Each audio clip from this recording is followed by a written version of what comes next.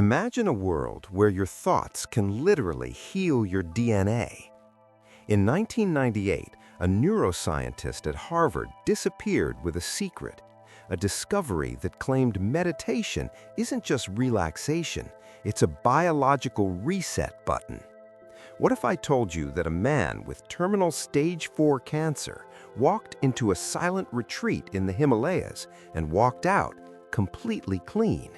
This isn't a miracle. This is the science of the void. Welcome to the story of the human upgrade. In the neon-soaked streets of New York City, 2024, Elias Thorne was the definition of successful. A high-frequency trader who lived on black coffee, nicotine patches, and 4 hours of restless sleep. To the world, he was a titan. Internally, his body was a ticking time bomb. His doctor's words were a cold shower. "Elias, your cortisol levels are high enough to kill a horse. Your nervous system is fried. If you don't stop, your heart will stop for you." Elias laughed it off until the day his hands started shaking so uncontrollably that he couldn't type a single trade. That afternoon, he received a mysterious hand-sealed envelope. No return address, just a coordinate and a single sentence. "The noise is killing you.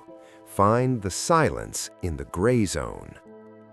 Driven by desperation and a strange gut feeling, Elias booked a flight to a remote part of the Pacific Northwest, not the Himalayas, but a high-tech underground facility known as the Neuro Sanctuary.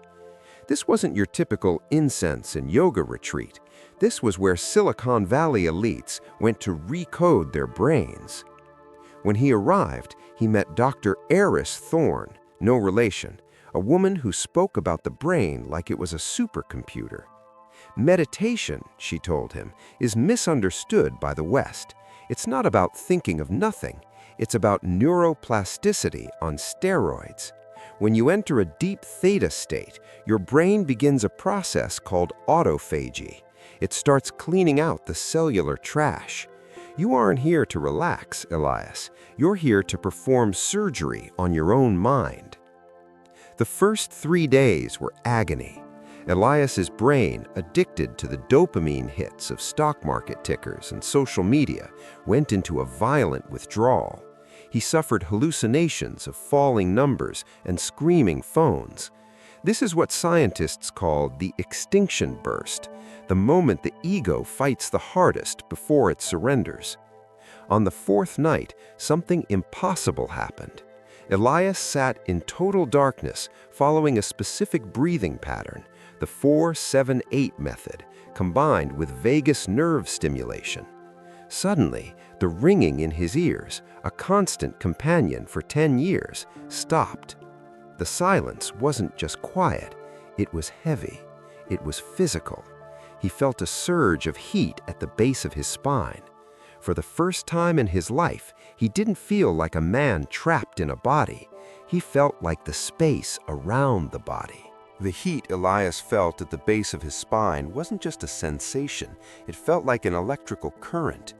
In the biomonitoring room of the sanctuary, Dr. Aris watched her screens with wide eyes. Elias's brainwaves had shifted. He was no longer in beta, stress/logic, or even alpha, relaxation. He had entered a sustained gamma state, a high-frequency pattern usually reserved for moments of extreme inspiration or super learning. "He's doing it," Aris whispered. "He's accessing the epigenetic layer." Inside the meditation hall, Elias felt his perception shatter. He wasn't just sitting in a room. He felt as though he could sense the blood rushing through his femoral artery. He could feel the microscopic vibrations of the cells in his lungs. This is what the ancient texts called interoception, but boosted to a superhuman level. He remembered what Dr. Aris told him about telomeres. These are the protective caps at the end of our DNA strands, like the plastic tips on shoelaces. Stress burns them short, leading to aging and disease. But science had recently proven that deep, intensive meditation triggers an enzyme called telomerase, which can actually lengthen these caps. Elias was literally growing younger from the inside out. But then, the dark night of the soul hit. In the middle of his deepest trance, a memory surfaced, vivid and painful. It was a trade he had made 5 years ago, one that had bankrupted a small family-owned firm. He had suppressed the guilt for years, burying it under layers of expensive watches and fast cars. In the world of health meditation, this is known as somatic release. The body stores trauma in the fascia and muscles. As his mind became still, the trauma knots began to untie. Elias began to shake. His skin turned cold, and tears streamed down his face. It wasn't a cry of sadness, but a massive biological purge. Dr. Aris stepped into the room, her voice a calm anchor. "Don't fight the vibration, Elias. Your nervous system is discharging years of stored fight-or-flight energy. The amygdala, your brain's fear center, is literally shrinking right now. Let it go." Suddenly, the shaking stopped. A profound sense of euphoria, far more powerful than any drug he had ever tried, washed over him. This was the natural release of DMT and endorphins from the pineal gland. Elias opened his eyes. The room looked different. The colors were more vivid. The air felt electric. He looked at his hands. The tremors were gone, completely. "How long was I under?" Elias asked, his voice sounding deeper, resonant. 12 hours, Aris replied, checking a tablet. "But look at this. Your inflammatory markers, the C-reactive proteins, have dropped by 70%. In one session, you've reversed years of systemic inflammation." But the experiment wasn't over. Dr. Aris led him to a specialized tank filled with ice-cold water, exactly 34 degrees Fahrenheit, 1 degree Celsius. "Now," she said, "we test if you can control your biology under extreme stress. We're going to use the TUMO technique. If you can stay in the void while in this ice, you will unlock the final stage, the autonomous will." Elias stepped into the ice. Normally, the body would go into shock, the heart rate would skyrocket, and the lungs would gasp. But Elias closed his eyes, visualized a golden flame at his navel, and did something impossible. He didn't shiver. In fact, the water around his chest began to steam. Elias emerged from the ice bath, not shivering, but glowing. His skin was a healthy flush of crimson, a result of his dilated capillaries and a massive surge of norepinephrine. Dr. Aris looked at the monitors, baffled. "Your internal core temperature actually rose while you were submerged. You've mastered the Wim Hof effect on a cellular level." But as Elias dried off, something began to shift in his perception. It started with the dust motes dancing in a shaft of sunlight. He wasn't just seeing them, he was seeing the mathematical trajectories of their movement. When he looked at a fern in the corner of the room, he saw the Fibonacci sequence pulsing in its leaves like a neon sign. "Aris," Elias said, his voice eerily calm, "I can see the rhythm." "That's the synaptic hyperconnectivity," she explained, her voice tinged with both excitement and caution. "By silencing the default mode network, the part of the brain that creates the I or the ego, you've allowed the rest of your brain to communicate without filters. You're no longer looking at the world through a keyhole. The door is wide open." That night, Elias didn't sleep. He didn't need to. He sat in a lotus position, entering a state called Yoga Nidra, or psychic sleep. While his body rested in a state of deep relaxation equivalent to 4 hours of REM sleep, his mind remained fully conscious. He decided to test his new software. He visualized the complex trading algorithms of his firm, Thorne Capital. For years, these codes were a blur of Greek letters and variables, but now, in the silence of his mind, he saw a flaw. It wasn't a mathematical error, it was a vibration of greed. He realized the algorithm wasn't just trading stocks, it was being manipulated by an outside source to trigger market panics. His meditation had given him more than health, it had given him intuitive intelligence. The next morning, a black SUV pulled up to the sanctuary. Two men in sharp charcoal suits stepped out. They weren't doctors, they were Elias's business partners from New York. "Elias, you've been off the grid for 3 weeks," the lead partner, Marcus, barked. "The board is panicking. We have the merger with Omnicorp tomorrow. We need you back in the city. You look different. Did you get work done?" Elias looked at Marcus. He didn't see a friend. He saw a man whose sympathetic nervous system was screaming. He saw the tension in Marcus's jaw, the slight tremor in his eyelid, signs of a man lying to himself. "I'm not coming back, Marcus," Elias said quietly. "At least, not to the version of the company you're running." Marcus laughed, but it was hollow. "Listen, you've had your little spiritual awakening, very trendy, but this is the real world. We deal in billions, not breathing exercises." Elias stepped closer. He didn't raise his voice, but the air around him seemed to thicken. He practiced a technique called coherent resonance. By stabilizing his own heart rate variability, HRV, he began to influence the nervous systems of the men standing in front of him. Marcus suddenly stopped laughing. He felt a wave of inexplicable calm wash over him, followed by a crushing sense of guilt. He began to sweat. "The merger is a front for a pump and dump scheme, isn't it?" Elias asked. It wasn't a guess. He had read the micro-expressions on Marcus's face that his old stressed-out brain would have missed. Marcus stumbled back. How did you—" "I stopped listening to the noise, and I started listening to the biology."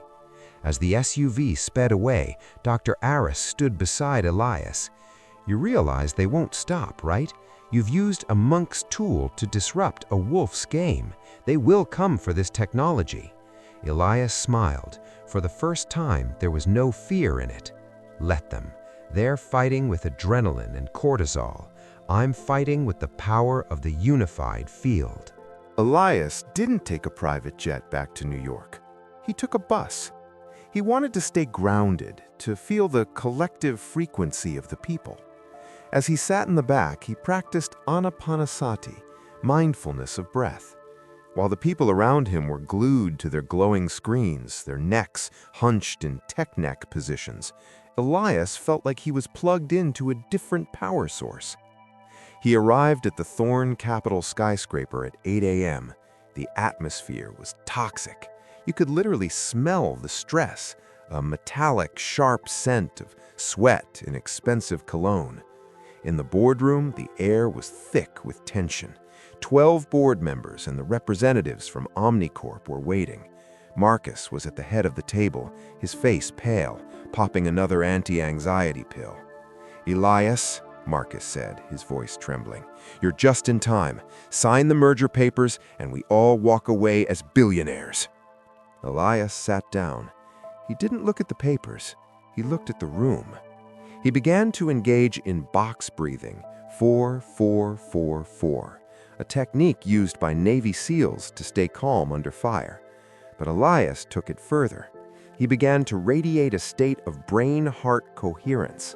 Science shows that the heart has its own brain, roughly 40,000 neurons, and it generates an electromagnetic field that extends several feet outside the body. Elias was intentionally expanding this field. One by one, the board members started to feel it. The aggressive tapping of pens stopped. The rapid bouncing of legs ceased. The room, which felt like a pressure cooker minutes ago, became eerily still. "The merger is a lie," Elias said. His voice was a sonic anchor, low, steady, and impossible to ignore. "Omnicorp isn't buying us for our tech. They are buying us to bury the evidence of the environmental toxins their parent company leaked into the Great Lakes. And Marcus, you've been promised a $50 million offshore kickback to keep the files hidden." The Omnicorp lawyer jumped up. "This is slander. You have no proof." Elias smiled. "I don't need papers. I can see your galvanic skin response. Look at your hands. You're shaking. Look at your pupils, they're dilated. Your body is screaming the truth because your nervous system cannot sustain the stress of the lie." The room was in shock. Elias wasn't just a businessman anymore. He was a human lie detector. He had used meditation to sharpen his peripheral vision and auditory processing. He could hear the lawyer's heart racing from across the table. "I've spent the last month learning that the human body is a masterpiece of balance. But this company is a cancer. And today, we start the chemotherapy." With a single tap on his tablet, using a code he had visualized during his yoga nidra session, Elias sent the encrypted files of the corruption to the Department of Justice and every major news outlet in the country. Chaos erupted. Marcus lunged at him, but Elias moved with the grace of a martial artist. He didn't hit Marcus. He simply stepped aside, using proprioception, his heightened sense of body position, to let Marcus's own momentum carry him to the floor. As the FBI arrived an hour later, Elias walked out of the building. He didn't have his billions anymore. His accounts were frozen. His reputation among the elite was destroyed. But as he stepped onto the sidewalk, he took a deep breath of the cold New York air. For the first time in 20 years, his chest didn't feel tight. His mind wasn't racing. He looked at a homeless man sitting on a cardboard box. Elias sat down next to him. "You okay, man?" the man asked, surprised by the suit-wearing stranger. "I'm perfect," Elias replied. "I just realized that the greatest wealth isn't in the bank. It's in the vagus nerve." Elias Thorne didn't hide. He didn't run. Within months, the billionaire monk became a global phenomenon. But he wasn't selling a product. He was sharing a biological blueprint. He founded the 0 Point Project, a simple, open-source movement. He began teaching people in inner cities, hospitals, and schools.